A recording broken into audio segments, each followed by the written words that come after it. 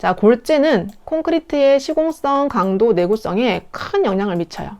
유해가 되는 먼지, 불순물, 염화물 없어야 됩니다. 불순물은 뭐 여러 가지 천천히 굳게 하는 문제가 있을 것이고, 염화물은 빨리 굳게 하는 문제가 있어서 다 없도록 해주시고, 골재 강도는 경화된 페인 시멘트 풀의 최대 강도 이상. 그러니까 우리 강도가 좀 큰 게 돼야 되는데, 자갈도 막 짱돌, 단단한 거 써서 압축 강도를 얘가 발휘할 수 있도록 만들어줘야 됩니다. 거칠고 구형에 가까운 것, 이거 별표하세요. 자갈이 매끈한 게 좋은가 아니면 울퉁불퉁한 게 좋은가, 이 문제인데, 표면이 울퉁불퉁해야 이렇게 시멘트가 서로 잘 붙어요. 거친 게 좋아요. 그리고 길쭉한 거 안 돼요. 왜냐면 철근 사이에 끼어버릴 수 있거든요.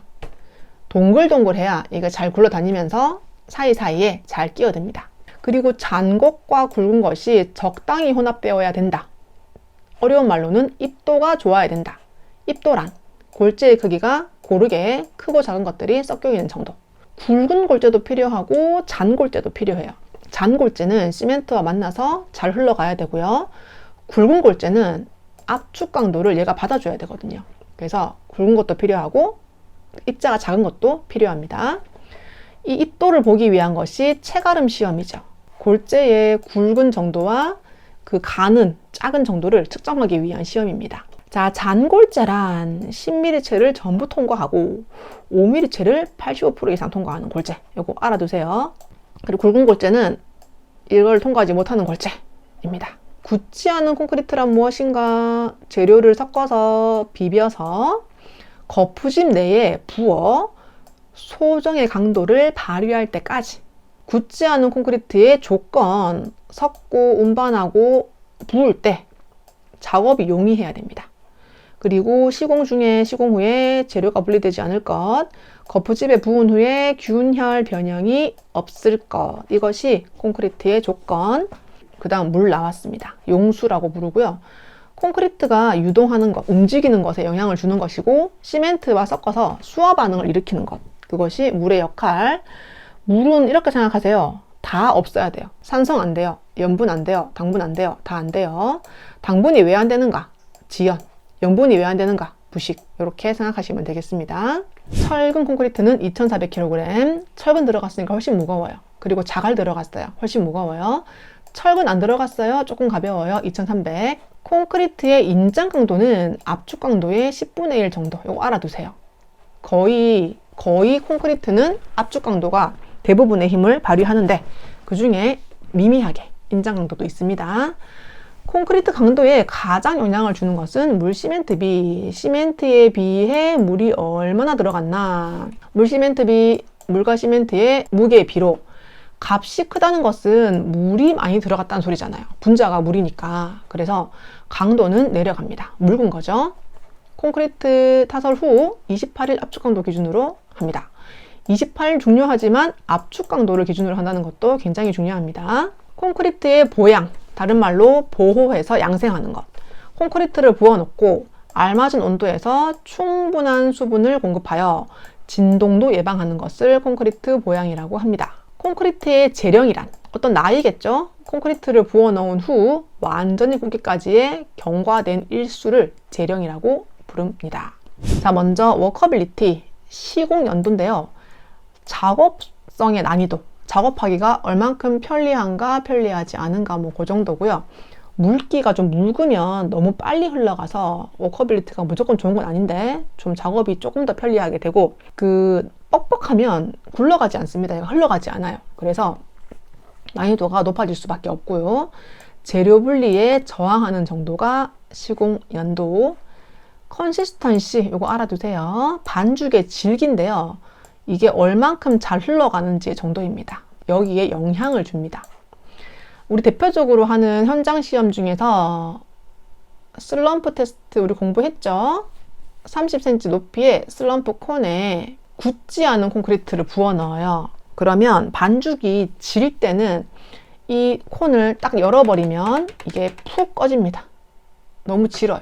그런데 반죽이 뻑뻑해요. 그러면 덜 꺼져요. 그래서 이 값을 슬럼프라고 하는데, 이 컨시스턴시가 슬럼프 테스트에서 이렇게 결과물로 나오는 것, 그것이 반죽의 질기, 다른 말로는 consistency, 이거 반드시 외워두세요. 펌퍼빌리티인데요. 이렇게 레미콘이 현장에 들어오잖아요. 굴리면서 들어와요. 그래도 얘 혼자 오는 게 아니라 걔랑 따라오는 게 뭐냐면 펌프카. 펌프를 할 때 비빔의 경우 압송성이 어렵게 되는데 이게 얼만큼 펌프를 통해서 내가 최종적으로 가야 되는 위치까지 펌핑이 잘 되느냐, 그것이 펌퍼빌리티. 그리고 플라스티시티는 성형성입니다. 거푸집 형상에 맞게 다짐이 잘 되고 거푸집 모양에 순응하여 채워주기 쉽고 분리가 일어나지 않은 성질이 플라스티시티. 그리고 피니셔빌리티는 마감이 얼만큼 잘 나오는가가 피니셔빌리티. 자, 콘크리트 강도에 영향을 주는 요인, 가장 중요한 게 물시멘트비. 시멘트 중량에 대한 물 중량의 백분율이고요. 시멘트가 굳는 데 필요한 물은 시멘트 중량의 이 정도이고 나머지 물은 이게 잘 시공되도록 하는 역할만 한다고 합니다. 물시멘트비는 콘크리트 강조의 가장 큰 요인이고요. 온도에 따라서 너무 더우면 너무 빨리 굳고요. 너무 추우면 천천히 굳습니다. 얼어버리는 거죠. 습도가 좀 높으면 천천히 굳고 습도가 너무 낮아도 빨리 굳고 이런 거고, 양생은 콘크리트의 경화가 원활히 진행되는 것. 타설 후 7일 동안 양생 조건이 콘크리트 강도를 크게 좌우하므로 양생 기간 중 진동 및 충격으로부터는 보호를 해야 됩니다. 점토 재료 문제 많이 나와요. 우리가 점토를 어디다 많이 쓰냐면 타일의 주 원료가 점토거든요. 그래서 문제에 되게 많이 나와요. 벽돌도 마찬가지고. 토기, 도기, 석기, 자기, 이거는 뭐 그냥 반드시 외우세요. 토기가 가장 낮은 온도에서 구웠고요. 자기가 가장 높은 온도에서 구웠어요. 온도까지 외우기는 힘들죠. 그냥 순서라도 외워두시기 바랍니다. 흡수성은 높은 온도에서 구울수록 흡수성이 적어지고요. 낮은 온도에서 구울수록 물을 더 많이 먹어요. 흡수성이 커집니다. 점토 제품을 만드는 순서입니다. 자, 먼저 점토의 원토를 처리해서 불순물 없도록 만들어주고 배합을 합니다. 물과 섞어주고, 너무 축축한 거는 물기를 좀 빼주고 섞어주고 반죽을 해주고요. 모양을 만들어요. 그런 다음에 말려서 굽는 순서. 뭐랑 똑같냐면 도자기 만드는 거랑 똑같아요. 도자기. 소성된 점토 제품에 색깔에 영향을 주는 것은 산화철.